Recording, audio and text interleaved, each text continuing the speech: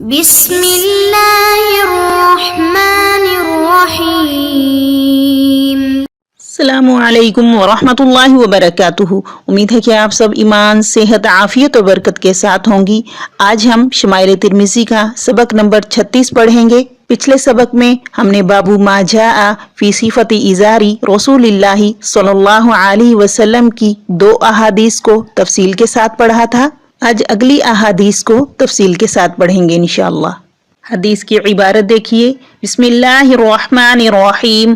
وبہ قال حدثنا سوید بن نصر قال حدثنا عبد اللہ بن المبارک عن موسى بن عبیدۃ عن ایاس بن سلمة بن الاقوع عن ابیہ قال كان عثمان يعتذر الى انصاف ساقیہ وقال هكذا كانت عذرة صاحبی یعنی النبی صلی اللہ علیہ وسلم۔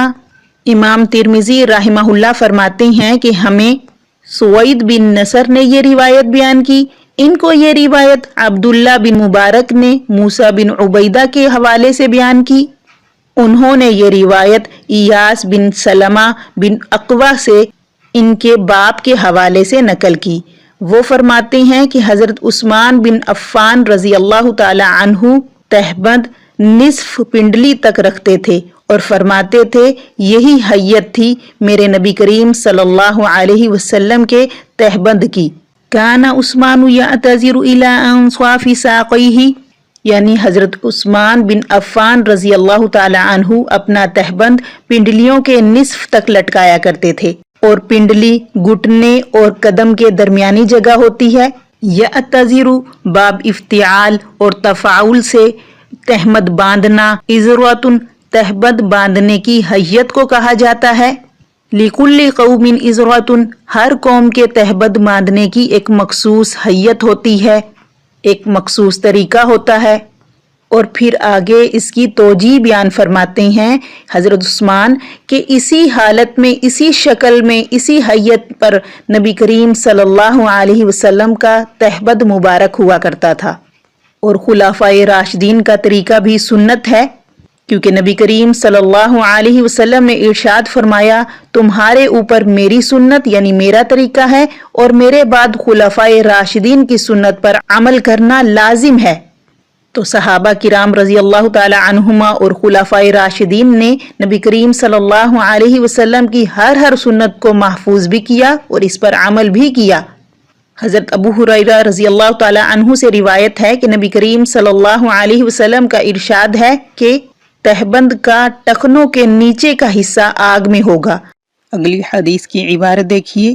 وبی قال حدثنا قتیبۃ قال حدثنا ابو الاحوص عن ابی اسحاق عن مسلم بن نزیر عن حذیفۃ بن الیمان قال اخذ رسول اللہ صلی اللہ علیہ وسلم بأغلۃ ساقی او ساقیہ فی الکعبین فقال هذا موضع الازار فإن أبيت فأسفل فإن أبيت فلا حق للإزار في الكعبين۔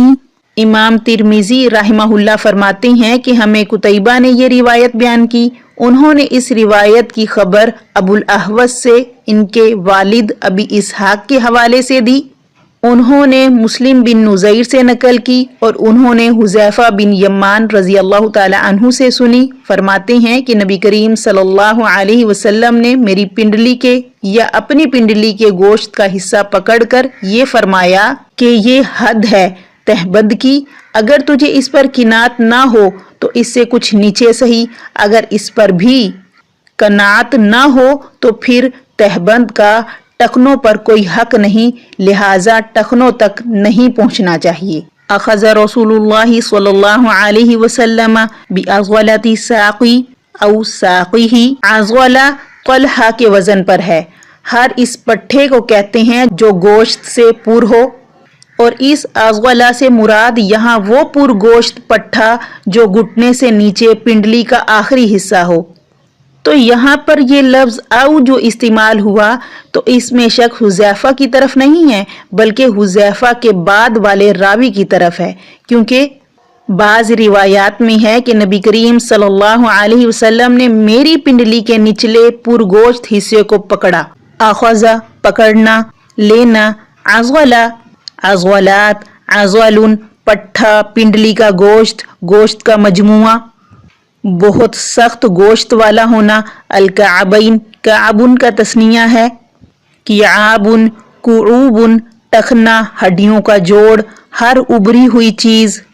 मौज़ा, ज़र्फ़ मकान, मवाज़ी, रखने की जगह। अबैता, फ़िल माज़ी, सीगा वाहिद मुज़क्कर हाजिर, इनकार करना, ना मानना। असफला, असाफिल, असाफिला, बहुत ज्यादा नीचा, पस्त होना। हक़्क़ा, हुकूकुन, हिस्सा, वाजिब होना, साबित होना। फ़क़ाल हाज़ा मौज़िउल ईज़ारी, यानी तहबत बांधने का ये मुकाम है। फ़इन अबैता, अगर तुमको इनकार हो, यानी अगर तुमको इस कदर ऊंचा तहबंद बांधना पसंद ना हो। फ़अस्फ़ला फ़इन अबैता, मतलब ये कि अगर तू ऐसी नसीहत का इनकार करता है जो अकमल और अफजल सूरत पर अमल करना है और तेरा इरादा नबी करीम सल्लल्लाहु अलैहि वसल्लम की बताई हुई जगह से तजावुज करना है, तो फिर जरा सी नीचे सही, यानी आज़वाला से नीचे की पिंडली भी इसका मुकाम है, काबैन के करीब तक। फ़इन अबैता, अगर इससे भी इनकार हो और तरीक़ा मसनून से तजावुज हो तो फिर तकब्बुर है, गुरूर है और सुन्नत की मुखालफत है। फ़ला हक़्क़ लिल इज़ारी फ़िल काबैनी, तो तहबंद का टखनों में कोई हक नहीं, यानी तहबंद को टखनों तक पहुँचाने का मतलब ये निकला कि जब तहबंद टखनों से मुतजाविज हो तो फिर आपने सुन्नत की मुखालफत की। यहाँ पर उलमाए किराम ने ज़रूरत को इससे मुस्तस्ना करार दिया है। टखने में फोड़ा, फिंसी या फिर पाँव में कोई जख्म हो जाए, मक्खी वगैरह बैठती हो, गर्दो गुबार का अंदेशा हो, तो फिर हिफाजत की गर्ज और ज़रूरत की वजह से इज़ार का लटकाना जायज़ है, जब तक कि जख्म अच्छा हो जाए। जब जख्म सही हो जाए तो फिर अपने पहले हुक्म पे आ जाए, क्योंकि अब इसकी ये ज़रूरत ख़त्म हो चुकी है। तो खुलासा ये है कि काजी अय्याज रहमहुल्लाह ने हर उस लिबास की जो आम लोगों की आदत से तूलो अर्ज में ज़्यादा हो कराहियत नकल की है, और अल्लामा इराकी रहमहुल्लाह ने फरमाया कि लोगों के लिबास के सिलसिले में एक इस्तिलाह और आदत बन चुकी है और हर एक कौम अपने तौर और तरीके के मुताबिक उसे अपनाता है। इसलिए जब कभी ये बतौर फ़ख्र और तकब्बुर के हो और रियाकारी के लिए हो तो इसकी हुर्मत में कोई शक व शुबा नहीं है। हाँ, अलबत्ता जो बतौर आदत के इस्तेमाल होता है तो इसमें किसी किस्म के शरई मुमानियत नहीं है, अगर वो इसराफ मज़मूम की हद तक ना पहुँचा हुआ हो।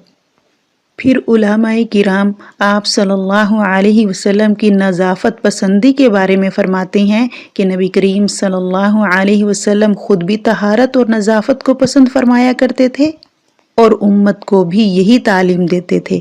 आप सल्लल्लाहु अलैहि वसल्लम की इसी तबीयत और सफाई पसंदी का ये असर था कि आपका कपड़ा कभी मैला नहीं होता था।